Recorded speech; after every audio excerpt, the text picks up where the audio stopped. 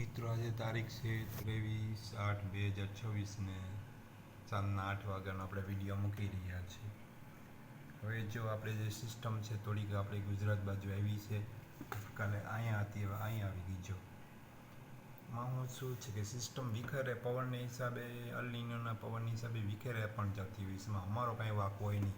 ઘણા હું અમારા વિડીયો જોઈને પછી ગ્રુપમાં કોમેન્ટ કરે છે ભાઈ હું કાંઈ ખોટો નથી. આમાં જે સિસ્ટમ છે એ સિસ્ટમ પ્રમાણે અમે બતાવતા હોય છે.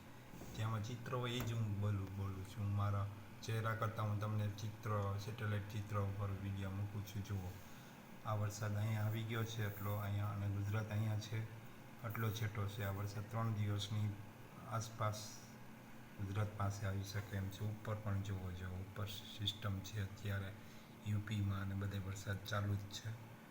હવે આ પવન આમ જાય છે ને એટલે આ સિસ્ટમ છે ને અહીંથી આમ નથી આવી શકતી, અહીંથી આમ આવી શકે. હવે આવનારો સમય બતાવશે કે હું આમાં કોઈ જાતની ગેરંટી નથી લેતો. હું તો ખાલી તમને સમજાવું છું સિસ્ટમ વિખાણી કે નથી વિખાણી. મારી પાસે વેબસાઇટનું જ્ઞાન હોય છે, હું તમને બતાવું વિડીયો. જો આ રીતે આપણે અહીંયા છીએ, વરસાદ આપણે તેટલો છેટો છે. આ વરસાદ અહીંયા પહોંચતા 3 થી 4 દિવસનો સમય લાગે. એટલે હિંમત રાખજો ને આશા છે ભાઈ, આશા અમર છે, આશા સારી રખાય. અને આપણે વરસાદની અપેક્ષા છે.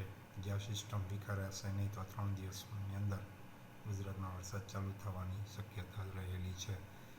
અને બધા ખેડૂતો આતુરતાથી વરસાદની રાહ જોઈ રહ્યા છે, કારણ કે અત્યારે વરસાદ નહીં થાય તો શિયાળુ પાકમાં કાંઈ થવાનું છે નહીં. એટલે આપણે ઉપરવાળા પાસે દુઆ અને પ્રાર્થના કરો કે વરસાદ ગુજરાતમાં થાય, બધા ખેડૂત ભાઈઓનો ફાયદો થાય. મારો વિડીયો ગમ્યો હોય તો લાઈક, કોમેન્ટ, શેર કરજો. આવજો મિત્રો.